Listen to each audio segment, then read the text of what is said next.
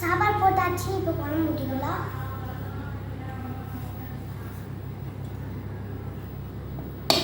என்ன குழம்பு? கத்திரிக்காய் குழம்பு எங்கள் அப்பா செஞ்சாங்க. கத்திரிக்காய் குழம்பா உங்கள் அப்பா செஞ்சாங்களா? சூப்பராக இருக்கே. கத்திரிக்காய் பொரியல், கத்திரிக்காய் தொக்கு மாதிரி பண்ணியிருக்காங்க. இது என்னது? கத்திரிக்காய் தொக்கு. கத்திரிக்காய் தொக்கு. போதும்.